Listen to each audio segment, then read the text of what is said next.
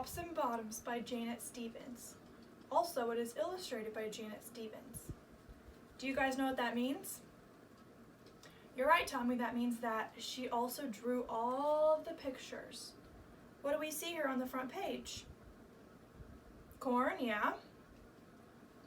A sleepy bear. Let's flip to the back. More vegetables. Oh, you see a carrot, yeah? Look, there's little bunnies peeking through. Little bunny rabbits. Does anyone know what a Cattle Caught Honor Award means? That means this book got an award for being so good. It is one of the highest awards you can have in books. Let's flip through and see if we might wonder what's going to happen. You see, yep, there's a bear sleeping. I wonder do you think he'll be a main character? I don't know, we'll have to find out. Yep, the bear's still sleeping, you're right. He might be, I don't know, let's wait and see. Now something that's different about this book is that it doesn't go from left to right, like any normal book would. This book goes from top to bottom just as it says. Did you notice how I opened up the book earlier? I opened it up from top to bottom. It's a little different than normal. Okay, before we get started, remember to keep your hands in your lap and your mouths closed. Okay. Tops and Bottoms, adapted and illustrated by Janet Stevens. It's a bunch of vegetables. This is called a title page. It just restates the title. Tops and Bottoms. You're right, it is the bear, Sarah. Let's read. Once upon a time, there lived a very lazy bear who had lots of money and lots of land. His father had been a hard worker and a smart business bear, and he had given all of his wealth to his son. But all Bear wanted to do was sleep. He doesn't look like he's working too hard, does he, huh? Yep, he's just sleeping.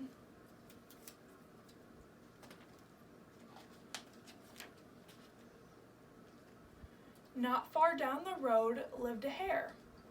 Does anyone know what a hare is?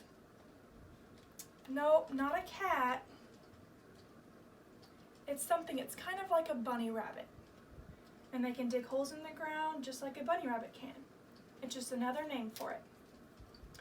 Although Hare was clever, he sometimes got into trouble. He had once owned land too, but now he had nothing. He had lost a risky bet with the tortoise and had sold all of his land to Bear to pay off the debt. Hare and his family were in a very bad shape. The children are so hungry, Father Hare. We must think of something. Miss Hare cried one day. So Hare and Miss Hare put their heads together and cooked up a plan. They're having some troubles right now, aren't they, huh? They're all working hard, Miss Hare and Mr. Hare.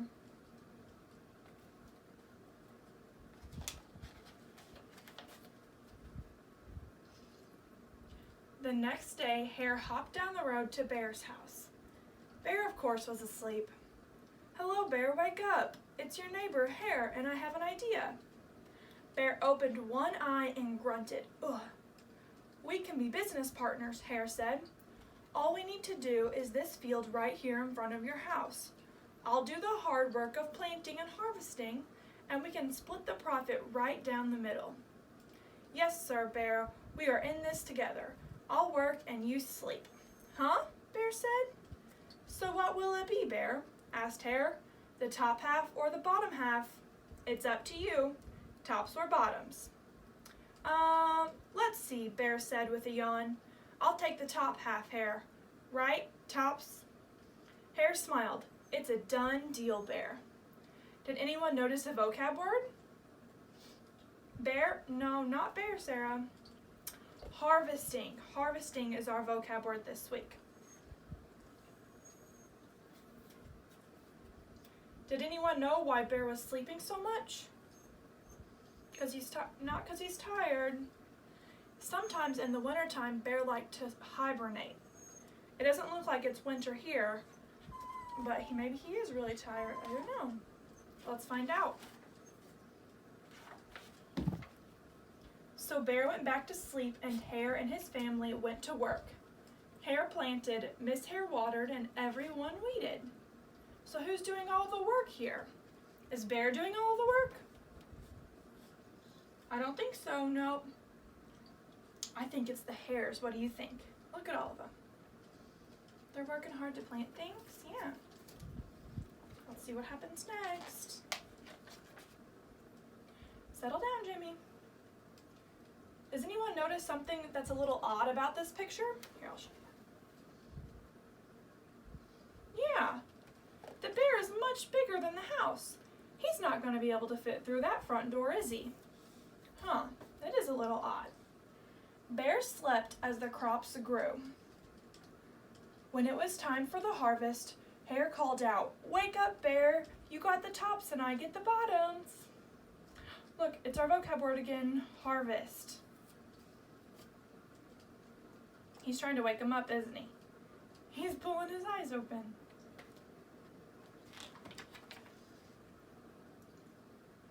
There he is again, still kind of sleeping. Hare and his family dug up the carrots, the radishes, and the beets. Hare plucked off all the tops, tossed them into a pile for Bear, and put the bottoms aside for himself. Well, Hare seems to be keeping all the good stuff for himself, isn't he?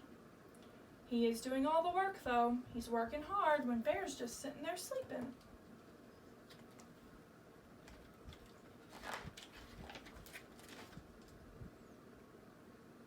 Bear stared at his pile. "But Hare, all the best parts are in your half." "You chose the tops, Bear," Hare said. "Now, Hare, you've tricked me. You plant this field. Again, and this season, I want the bottoms." Hare agreed. "It's a done deal, Bear." It would be nice of him to share some of the good parts, wouldn't it? What did they just do together? They did, yeah, they made an agreement. They have a new plan for next year now.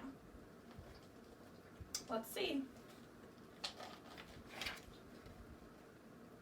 So Bear went back to sleep, and Hare and his family went to work. They planted, watered, and weeded. I know, Bear is sleeping, isn't he, Sam? He's sleeping again, and they're doing all the work.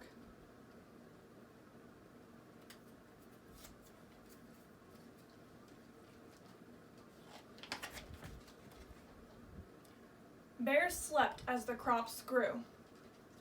You're right, it is almost the same picture as last time. When it was time for the harvest, Hare called out, "Wake up, Bear, you get the bottoms and I get the tops." What do you think's gonna happen this time? Think Bear's gonna be happy or mad? Happy? Mad? Yep, he might be, I don't know, let's find out.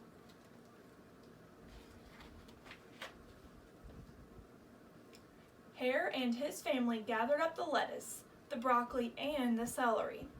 Hare pulled off the bottoms for Bear and put the tops in his own pile. Do you think Bear did his job this time? Do you think he helped out? What do you think? You look at it? No. Yep, you're right. He sure didn't look like he helped, did he? He's just sleeping in his chair again. And they're all doing the work. That's not very nice of Bear, is it, huh? It's always good to help others out. Bear looked at his pile and scowled. "Hare, you have cheated me again." "But Bear," Hare said, "you wanted the bottoms this time." Bear growled. "You plant this field again, Hare. You've tricked me twice and you owe me one season of both tops and bottoms." "You're right, poor old Bear," sighed Hare. "It's only fair that you get both tops and bottoms. It's a done deal, Bear." Now, does that sound fair to you? When the hares are doing all the work, does it sound fair for the bear to get both?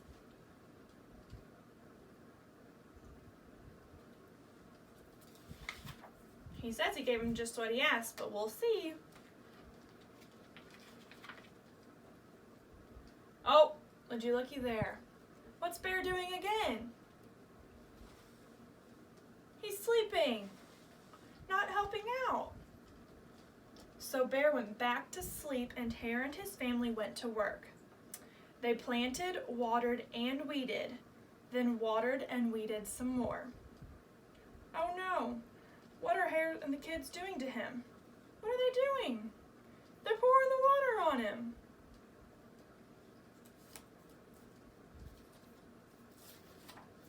Does anyone know why we water our plants? Yep, you water them to keep them alive. It's kind of like their food. We have water and food to eat. Well, they need water to drink, so it keeps them nice and healthy.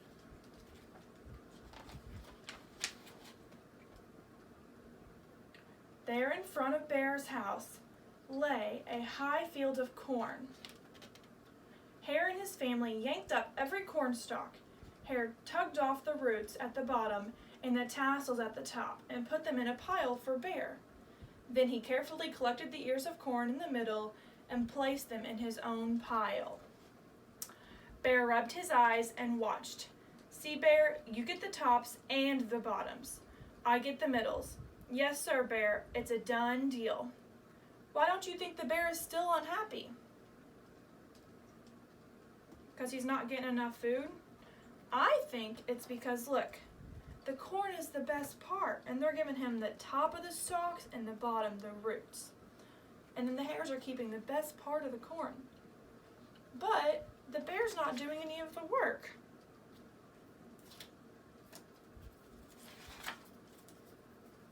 Let's see what happens. By now, Bear was wide awake. That's it, Hare, he hollered. From now on, I'll plant my own crops and take the tops, bottoms, and middles. He looks pretty angry, doesn't he, huh? Hare and his family scooped up the corn and hopped down the road toward home. It's another vocab word we have this week. Scooped. Does anyone know what scooped means? To put it in a box? No, not put it in a box. Anyone else? That's right. To pick something up. Scoop it up. What do you think the bear's gonna do, huh? Let's see. Bear never again slept through a season of planting and harvesting. Hare bought back his land with the profit from the crops, and he and Mrs. Hare opened a vegetable stand. And although Hare and Bear learned to live happily as neighbors, they never became business partners ever again. So what do you guys think happened in the end, huh? Yep, they did. They both went their separate ways. Bear learned his lesson to help out, and Hare was able to profit from it and have their own vegetable stand like they always wanted. They made an agreement like we talked about earlier. So what have we learned from this story? To be friends, yep. To be nice to people. Sarah? To help out, yep. To help people out. Mikey? To help people whenever you are given something like Bear's dad did, you're right. Bear's dad was a very wealthy man and gave him all of this land, and Bear didn't do anything with it. The hares really helped him to get started, and they both were equal in the end. Bear was happier and working hard, yep. And what did the hares do? You're right, they did. They made their own vegetable garden. They were able to sell and make money off of. So in the end, we learned that they both learned their lesson to get along and share with others. Did you guys like it? Yeah? You want to read it again? Maybe tomorrow. We'll try again tomorrow. How about that? Okay. You can go back to your seats now.